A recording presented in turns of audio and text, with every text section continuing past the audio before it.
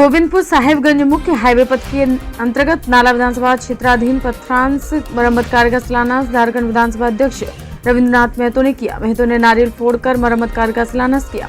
इस अवसर पर उन्होंने शिलान्यास कार्यक्रम में कहा कि किसी भी राज्य का विकास सबसे बड़ा आईना सड़क होता है।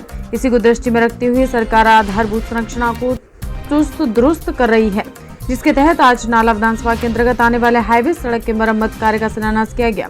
उन्होंने कहा कि पूर्व में सड़क जर्जर होने के बाद किसी तरह मरम्मत की जाती है, लेकिन वर्तमान हेमंत सोरेन की सरकार नियत समय पर ही मरम्मत कार्य को कर रही है, जो एक नई पहल भी है। उन्होंने कहा कि हेमंत सोरेन की सत्ता और शासन चलाने का तरीका औरों से भिन्न है।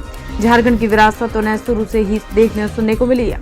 उन्होंने कहा कि सरकार के निर्देश के बाद ब्यूरोक्रेसी का भी दिमाग खुला है और वे अब जानने लगे हैं कि मालिक कौन है और सरकारी योजनाओं को पहुंचाने का काम कर रहे हैं। इसका आने वाले समय में भी लोगों को लाभ मिलेगा। उन्होंने कहा कि झारखंड निर्माण के बाद कौन झारखंडी है कौन नहीं है इसकी पहचान भी मुश्किल हो रही थी, लेकिन हेमंत सोरेन ने इस जद्दोजहद से राज्य को बचाने के लिए बेहद संजीदगी के साथ 1932 का खतियान लागू कर दिया। इसके आने वाले बाद अब जो झारखंडी है उन्हें यह बताने की जरूरत नहीं पड़ी। उन्होंने कहा कि सरकार के पिछड़े वर्ग को भी 27% आरक्षण का लाभ बहाल करने का काम किया। सरकार को 1 साल काम करने का मौका मिला है। आने वाले 2 साल में राज्य की दिशा और दशा बदलेगी। उन्होंने कहा कि पूरे राज्य में 2 साल के अंदर ऐसा काम होगा जिससे कह सकते हैं कि ढूंढने से भी एक खराब सड़क नहीं मिलेगी। सड़क का जहां जाल ही नहीं घोर घना जाल बिछाने का सरकार काम कर रही है।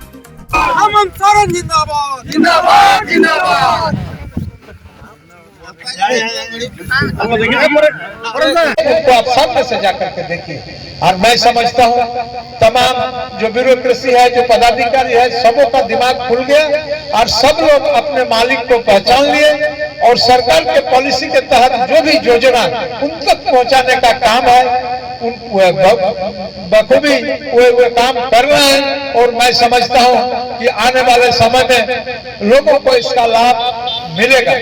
अंत में राज्य निर्माण हो जाने के हम लोग तो बहुत जद्दोजहद के बाद इस राज्य को निर्माण किए थे, लेकिन आखिर कौन झारखंडी है, कौन झारखंडी नहीं है, बहुत मुश्किल था।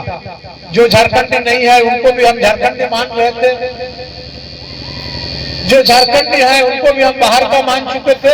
ऐसा स्थिति बन गया था और इस स्थिति से इस राज्य को बचाने के लिए उन्होंने बहुत ही संजीदगी के साथ बहुत विरोधिता झेलते हुए 1932 के खतियान भी आपको लागू कर दिया।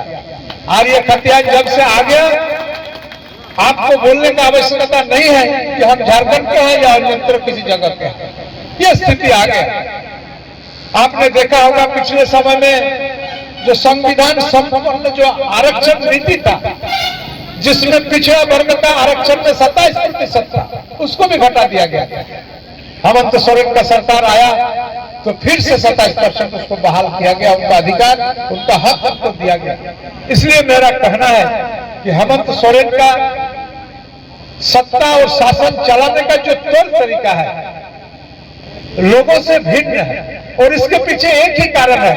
इस झारखंड को पहचानने वाला आदमी हमारे दिशम गुरु वीर शिबू सोरेन थे और विरासत से उनको इस झारखंड को पहचानने का मौका मिला था। उनको पता था कि झारखंड का गांव कैसा होगा, गांव के किसान कैसे होंगे, हमारे किसान क्या खाते हैं, क्या पहनते हैं, जाड़ा के लिए उनके पास क्या व्यवस्था है, खेती करने के समय कैसे फसल को खेत में उगाते हैं, किस तरह से फसल को बाजार तक ले जाते हैं, कैसे किसानों का शोषण होता है। इन तमाम विषय का ज्ञान हमारा गुरु जी के अंदर में था और उस ज्ञान उनको विरासत से मिला है। और इसी सब चीज को पटाक्षेप करने का प्रयास हमारे आदरणीय मुख्यमंत्री हेमंत सोरेन जी अपने करने का प्रयास कर रहे हैं। और मैं समझता हूँ कि आने वाला 2 साल, ये तो 1 साल का काम आप लोग देख रहे हैं, अभी 2 साल हम लोग। सबसे पहले खबर देखने के लिए आप न्यूज स्टार भारत चैनल को सब्सक्राइब करें, लाइक करें, शेयर जरूर करें ताकि